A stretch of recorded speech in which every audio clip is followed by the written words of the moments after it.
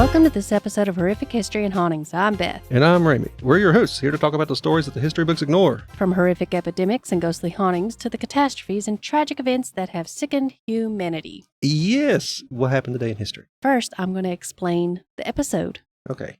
You insist. It's going to be a new miniseries called The Epic Failure Files. Oh, those are going to be great. Yeah. It's pretty much where we discuss random morbid facts and the worst of what life throws at us because sometimes things just go horribly wrong. Today in history, on October 4th, 1992, a cargo jet crashed into an apartment building in Amsterdam. It was carrying 4 people, 3 of them being pilots, the other was just a passenger, and 114 tons of freight. I imagine there was more people in the building. Yeah. Oh, dear. Just minutes after takeoff, the plane experienced a catastrophic failure when fires broke out in its 3rd and 4th engines, which caused both to detach from the wing. One of the captains attempted to return to the airport after dumping fuel into a nearby lake, but the plane had insufficient power. 6 miles short of, sorry if I mispronounced this, Schiphol Airport, it's in Israel. It's where it took off from. The captain radioed, "Going down," just moments before it plunged into the apartment complex. Okay. Which resulted in a massive fireball explosion. And he tried to get rid of all the fuel, too. Yeah, it apparently didn't work. Well, But we also don't know what it was hauling. The crash ended up killing all 4 people on the plane and an estimated 100 in the building. The intensity of the explosion made body identification extremely difficult, and also the building was home to many undocumented immigrants. So they really don't know. So the exact count of casualties in the apartment block was never finalized. That's unfortunate. Now, if they had like a parachute pull ordeal, the one passenger would be like, "You guys got to stay, but can I have one of those?" You say we're not doing so hot? I think I'll take off. But I guess they didn't. See, I'm a coward. Every man for himself. I'm hopping out, even if I am the pilot. Oh, that's why we're not a pilot. Was it military, you said? It was a cargo jet. That's all it said. Okay. It could have been FedEx or anything. Yeah. Investigators later found that the likely cause of this crash was the failure of a fuse pin, which is a part of the mechanism that connects the engines to the wings. That sounds like something you should have a redundant piece in there to make sure it don't happen. Yeah. Now, on to the epic failure files. Ooh. The first couple are called Fatal Feasts. Does it cover the whole Game of Thrones? There's been like 3 or 4 of those. No. Back in the 17th century in Scotland, a man named Sawney Bean and his wife refused to earn their living. So to put food on the table, they decided to start grabbing travelers for their nutrition. 3 generations of the family continued their cannibalistic ways before authorities caught on and put a stop to it. They were getting whatever the people were hauling. They were just making a living. Yeah. They didn't ever have to leave the house more than a few. I think they lived in a cave. I think it said they lived in a cave. Wow. So They they probably really didn't have to pay rent in a cave. I bet there's many horror movies made about that. Probably. A surge of illegal border crossers using Kruger National Park in South Africa as a main route taught the leopards and lions that humans are slow and easy prey. By this time, at least 8 people had become the large cat's meals within 2 years by the time 1998 rolled around. And one of these people was a field guide who was eaten while his tour group watched. Oh, no. The next section I'm calling catastrophic screw-ups. In 2003, because house numbers were not clearly marked, which is a frustration for every delivery driver and emergency responder. As soon as it would get dark, I would come in from sparking. I'm like, no, you shouldn't even try. You have to have noticeable house numbers if you want delivery drivers or first responders, especially if you have an emergency, you need that. Or leave a note describing your place better in the delivery instructions. Yeah, because GPS is not always fully accurate. No. And if you don't have signal, it's even worse. Yeah. Put your house numbers in a very visible location, people. It's Yeah. not that difficult, and they're not that expensive. We have ours outside. Or you could just make it yourself, and it could be free. On a tree in front of the house. Yeah. And would you believe somebody drove right past our house to the next house and delivered the groceries the other day? Which house? Mark and Kathy's. So they went an extra house up, even though it said, up. I say the delivery instructions, the mobile home next to the maroon garage. Yeah, I've used all the characters in my, I want to say Amazon description because I've had so many problems with, and I have 2 signs with my numbers. Yeah. Very visible. So I just don't think all these people can properly read. Some people don't read the delivery instructions until they get very close, and then if they have AT&T or T-Mobile, they won't have service here. Yeah. A demolition crew in Phoenix, Arizona, destroyed the wrong home because of this. They were supposed to tear down the house across the street, but because these people on this street did not have easily visible house numbers, as they should, the owner of the home came home to a vacant lot. Every so often, my TikTok will blow up with incidences like this happening of the wrong house being demolished or the wrong roof being replaced. I don't feel, after so much frustration because of the no house numbers, I find it very difficult to find any pity for this person at all. I would point and laugh. So hopefully they learned their lesson and put numbers out. There was one lady whose roof had been tore off and replaced in a short while. And when she got back from vacation, they had apologized in like a letter and then requested payment for it. And she's absolutely not. Like, thank you for the roof, but I do not need to pay you for it. I'll see you in court. I know you're a small business probably, and this will ruin you, but I can't pay for it either. Problem. I cannot pay for it either. You know? Not my problem. In 1971, to understand landslides better, Japanese scientists artificially created one by drenching a hill near Kawasaki. That's the name of the motorcycle. The simulation backfired and caused a real landslide, which ended up killing 15 of the scientists. I heard about this. And there were TV journalists there filming the 9-foot deep wave of mud that crushed the scientists. A Florida couple's dinner was interrupted in 2002 when a bulldozer unexpectedly crashed into their home and started tearing it down. Oh, no. So they raced outside to stop the operator who had gotten the address wrong. On the bright side, the company promised to pay for damages caused by their mistake. Instead of charging the couple for renting out the work. The audacity. I don't follow. It's just, like they get on these chains and it knows what I'm watching. Mm-hmm. There's this a paving company who's going around saying they have extra asphalt and they're like, oh, we have this extra if you just like us to drop it on your driveway. We don't really need it or anything now. And then they try charging the people afterwards. And they said, well, we'll tear it up. And I can't remember if the man or a woman said, go ahead and tear it up. I didn't want it anyway. You wouldn't shut up until I took it. It's like a whole chain of this little town being. So why have the town not got together and taken them to court? I'm sure a lot of people have, but now I'm sure it's almost impossible for them to find somebody. Yeah. In Centralia, Pennsylvania. I've heard of that town. What? Yeah, it's because it's been burning since 1962. Yeah, okay. A trash fire spread into the underground coal mines, and the town was deemed uninhabitable. And in 1985, the government paid the residents to relocate elsewhere. There's a lot of good documentaries and YouTube things about this town. Also, it happened in West Virginia, right? I don't know. Well, probably. I believe it happened in West Virginia, too. I can't recall if it's the same town, but that's what you got the idea for Silent Hill.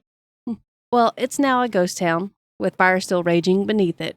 And it could actually last for a very long time, considering there's a coal fire that is located in northwest China that's been burning for over 100 years. It's just slowly burning, slowly, because there's, not a ton of oxygen, but it will keep burning as long as, someone dug a hole there. Yeah. The town tried a lot of different things to stop the burn. They would drill holes and fill it full of concrete and water and everything else, and it just never stopped, They call them coal veins for a reason. Yeah. They go everywhere here and there. A split-second decision to save a falling coffee cup resulted in a fatal car crash in 1949 in Westchester. The husband who was driving tried to reach over to prevent the coffee cup from tipping over and spilling, but he ended up plunging the car over an embankment and into a stone wall, killing his wife and himself facing severe injuries. However, the coffee cup came out completely fine. When the RMS Titanic sank in 1912 after hitting an iceberg, more than 1,500 people died due to a combination of errors, including slow evacuation, poor communication with other vessels that could have helped, a major shortage of lifeboats, only enough of them for half of the passengers and crew on board. Also, they didn't completely fill the lifeboats that they had. And I was watching a documentary not too long ago. It mentioned that the flares or fireworks that they used was not the correct color. It was actually ones for celebration. So any of the ships that seen them would have thought they were just celebrating. And also what are the communication tap? Telegraph? Yeah, those guys that were in charge of that, one of them was extremely rude to the nearest ship that could have helped. And that's why they turned off their Telegraph machine? telegraph machine. Oh, man. Yeah. So a lot of epic failures there. And it resulted in, I think, over 1,500, I said, deaths. Made a good movie, though. Yeah, it did. And now it's claimed the lives of billionaires as well. It's a bad tourist destination, but a good movie. Yeah. The next section is fatal free falling. No, the kind that sounds the worst. Like that one dude on TikTok that jumped off without a bungee cord attached. Well, that wasn't very bright. Well, they opened the gate, and I guess he just assumed since the gate was open, he could jump. Why would they do that? Why? I don't know. Why wouldn't they have the bungee cord attached before opening the gate? I'll send it to you. That kind of sounds like a failure on their part as well. Yeah. Because what if he just accidentally didn't jump, but accidentally toppled over? Yeah. That's still going to be their fault. On St. Patrick's Day, March 17th, 1899, a guest at the Windsor Hotel tossed a lit match out a window, causing a curtain to catch on fire. Someone else's window, I'd imagine, caught flame. It didn't specify that. Either that or he didn't make it out the window. The staff quickly spotted the flames, but the fire alarm box was across Fifth Avenue, which was right in the middle of the parade that they were watching. A policeman repeatedly blocked the hotel employee from trying to reach the alarm and refused to believe the staff member about the fire until the crowd that was watching the parade started screaming about the hotel being engulfed in flames. This delay from the police officer not bothering to check if the staff member was telling the truth or not caused the hotel to be completely destroyed by the fire. And people inside. Yeah. I think there's two people to blame there. The guy that threw the match out and the police officer for not taking a person's word seriously and checking things out. That's why they have to take everything so seriously now. Yeah. Stuff like that. Now, that's how you get people getting swatted and all that stuff. That it's just a price you have to pay for safety, I guess. Ain't that what they say dictators always say? I'll lose some of my freedoms in exchange for safety. Yeah, I just made it sound like a dictatorship is fine. I might as well go with the flow these days. You never know. Yeah. A confused tom turkey crashed through a video store window in 2002 during mating season. Very confused. Yeah. The 12-pound bird trashed the place and defecated on the hunting tape. Well, they had it coming. Animal experts believed he was drawn to the hunting section due to the female turkeys on the video cases, and police found the tom turkey the next morning. He ate all the little snacks you could buy at the video store. Now, for people who don't know, if you think of a video store, it was a place where you go to buy hard copies of media, kind of like the red boxes of old, but even older. And it was a whole store. Yeah, you actually had to go into a store. And then they had... it's actually kind of fun. I miss those. Yeah, they had concessions like you find in a movie theater. Candy and stuff at the front that were honestly still a little bit cheaper than you get at movie theaters. Yeah. There was a specific smell they had too. They also sold popcorn, but it was in a pack. Yeah. You had to cook it yourself. Our old Blockbuster has been turned into a gym. Fitness. And the kind that where you could see, they didn't bother putting the proper windows. So when you're sitting in traffic in front of the place, you could just watch people doing their thing. Yeah. All those creeps. Everyone I've ever been near is, tinted windows. But this place, no. Because it was a video store and they just don't want to replace the glass. It takes a lot of self-confidence for people that go to gyms because there's no way I'm going to have somebody sitting there staring at me exercising. I'll just do it at home. I asked my boss once because he was always going to the gym. Why he went to the gym, because I knew he made the money to build his own, Yeah. He said, because if you pay to go and you're on a subscription, you're more inclined to go than if you just know you could do it anytime at the house. True. I guess.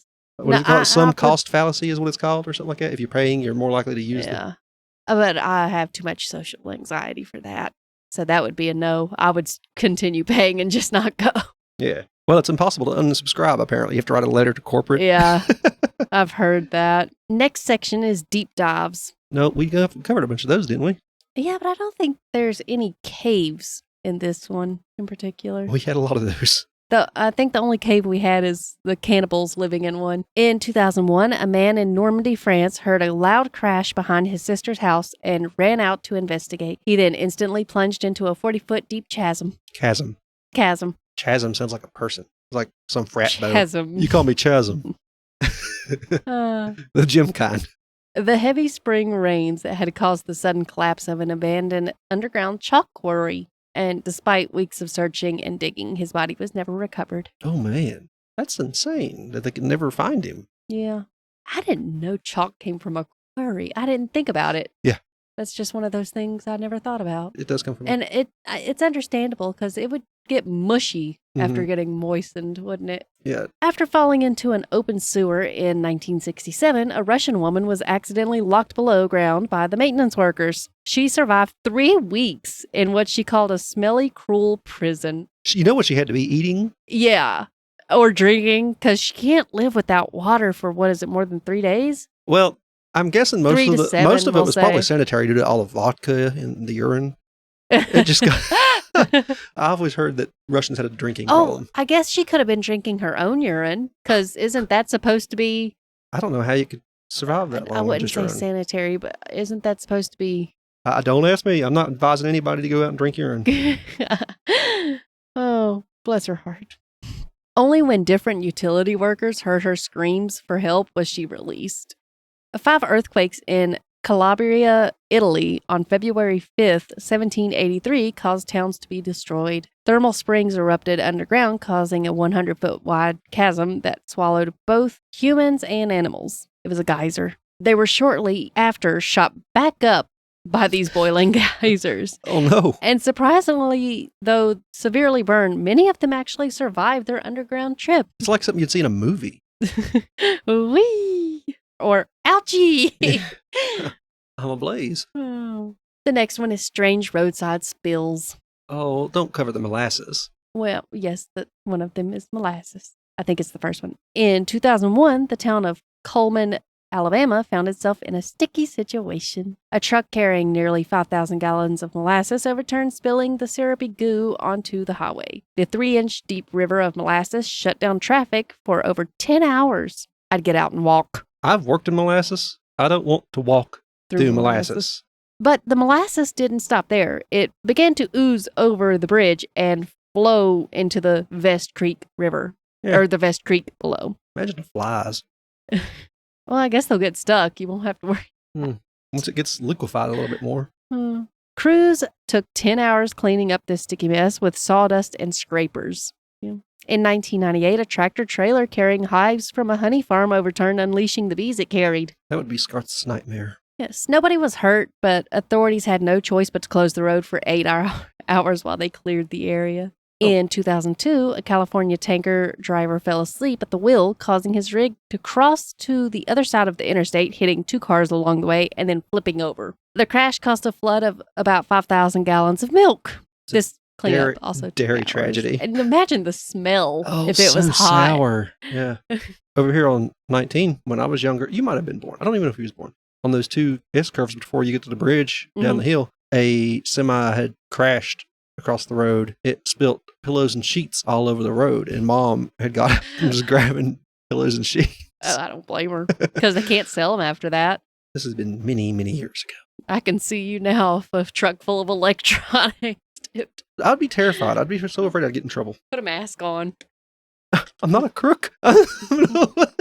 Like I said, they can't sell it after that. Insurance needs it, though. Well, in 2003, a highway in Brazil became a child's dream and a driver's nightmare. A tanker truck overturned, unleashing a flowing river of liquid chocolate, across the 3 lanes of road. The local kids showed up to the scene to gulp down the chocolate, which I hope there was no roadkill there at the time that the chocolate was covering, because that's gross. It's like a swarm of ants coming to get rid of the mess you've made. Some of these children even decided it was a good idea to take their clothes off and roll around in as the one next to them is gulping it down.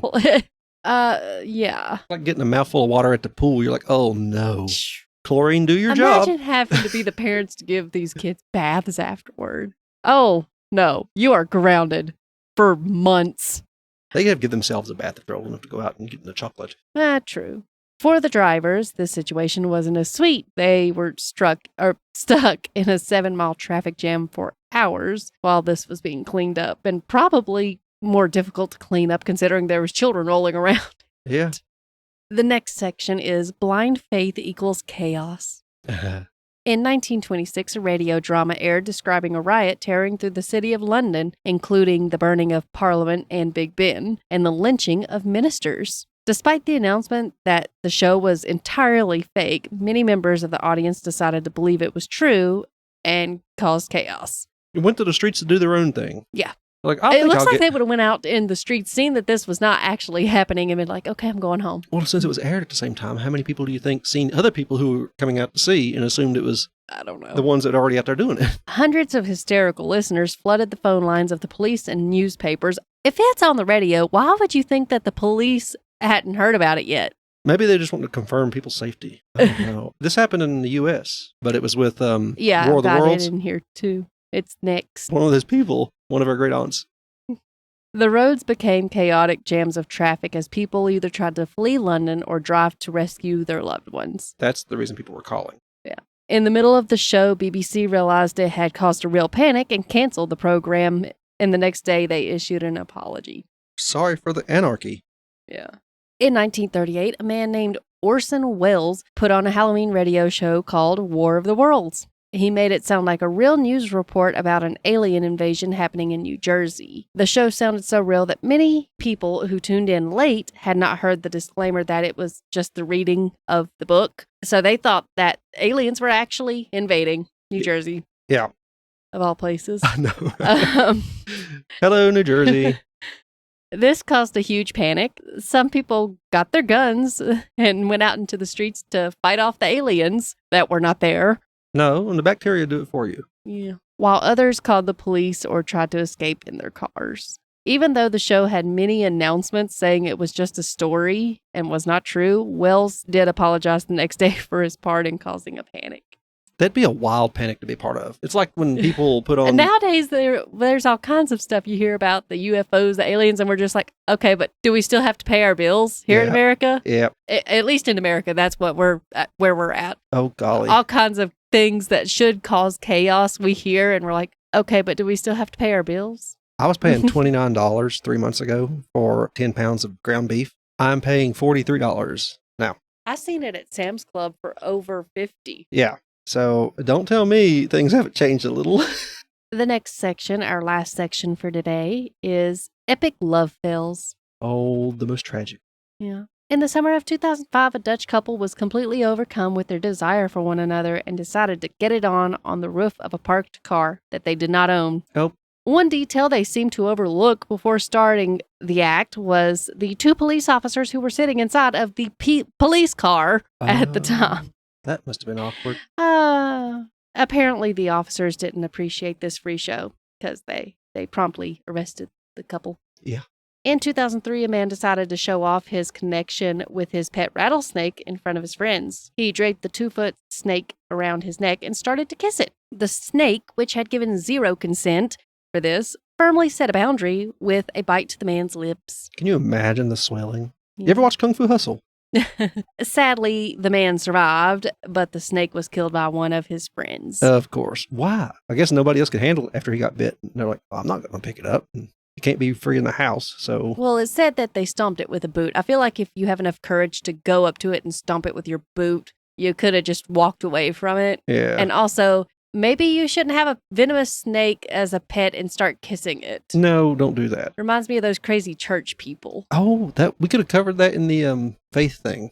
If you believe it, so be it. But I'm not much for getting bit. Now, I did have a rattlesnake of my own, but I didn't keep it for more than the night before Mom made me get rid of it. She took it to work when she was in the construction crew because I caught it. Well, it caught me. It was attached to the back of my boot. Yeah. And I turned around. It was a baby. And I grabbed it because it was attached to the back of my boot. Couldn't get loose. Put it in a bucket and told her when she got home from work that we needed to do something with it, like get a pen or a tank or something. And she said, "No, we are not keeping the rattlesnake." And so... Never let us have any fun. And so she took it to work the next day because I refused to let her kill it and turned it loose in a ditch. And when she turned it loose, she said all the other men in the construction crew took off running the other way. Manly.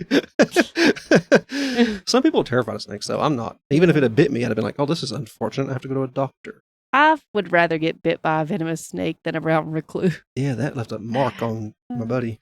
Well, yeah, the episodes are going to be a little bit more sporadic. We're trying to do them every other week still, even though we said we'd jump to them every week. But now that she's riddled with parasites, we just can't promise it. And then there's like weddings coming up, everything. But if you want to see more of us, we have done we have another YouTube channel in the Linktree link in the description we keep down there. And it's for creating cool crafts. It's a YouTube channel that is all about us, crafting or things. But right now we're just unboxing all the stuff for the crafts. It'll be a few videos of unboxings and things. Let us know what you think there. Keep reaching out.